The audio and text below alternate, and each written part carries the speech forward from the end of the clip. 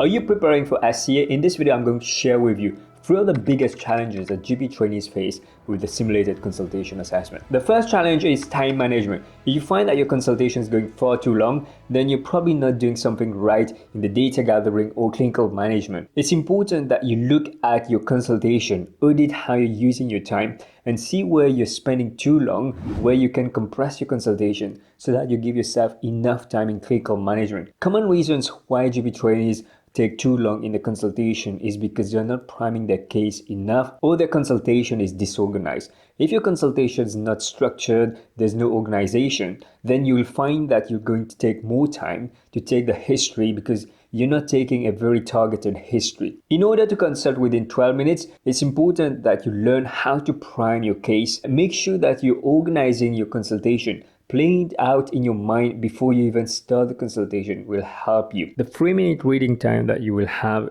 is critical how this consultation is going to play out. Utilize information that you're given. This is a 63-year-old gentleman who is presenting with tiredness.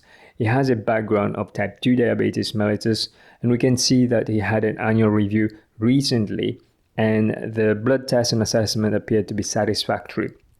So think how you're going to start this consultation.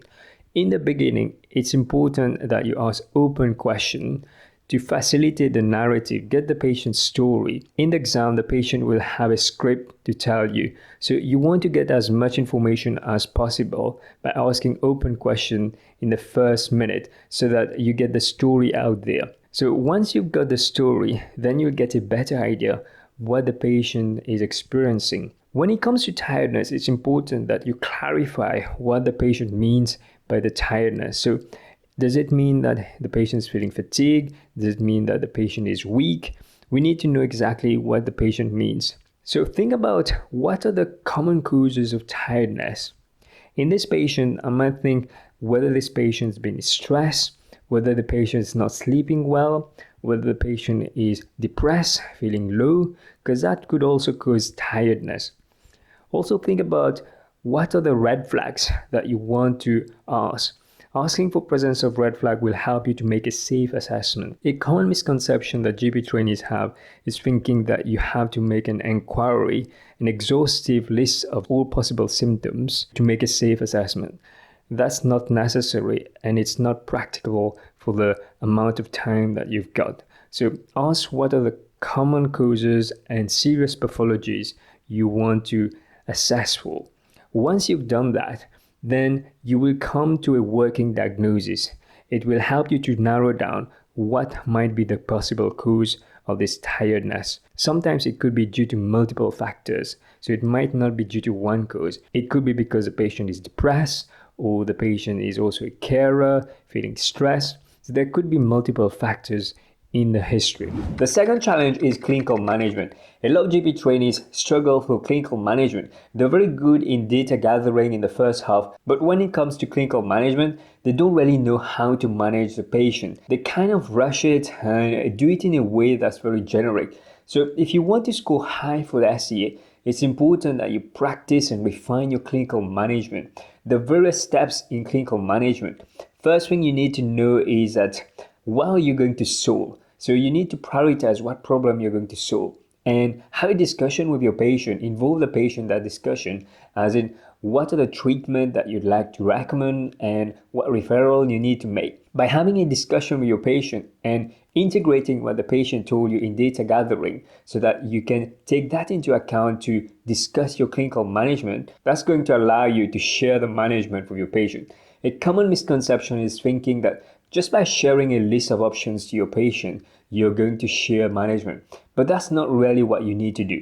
To share management with your patient, it's important that you involve the patient in that decision and have that frank discussion with your patient, especially when it comes to significant medical decision that you might need to make. So by involving your patient in the discussion and making the decision with the patient rather than making the decision for the patient, then you're more likely to score well in clinical management. Have you found the insights in this video useful so far?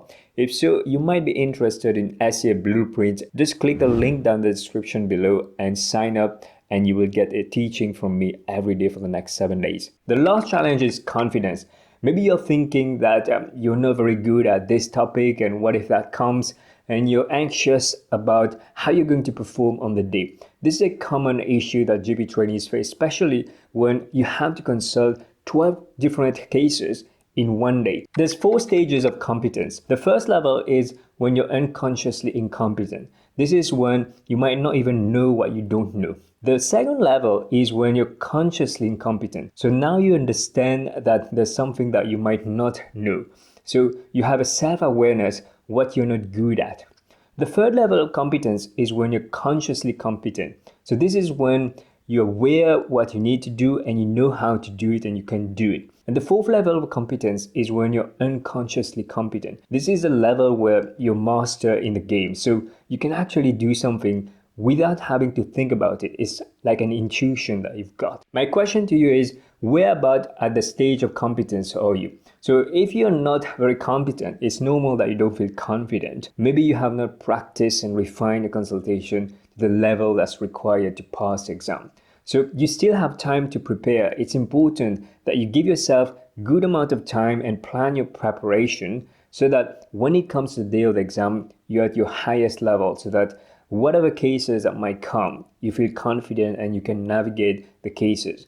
Even if you might not know what to do in the case, you can still score some marks by doing what's safe for the patient. To grow your confidence, it's important that you show yourself evidence that you're making progress. By showing yourself that you're making progress, then you'll be more confident to consult. So an example would be, look at your recording maybe a month ago and compare it to what you're doing right now and see whether you have made some progression.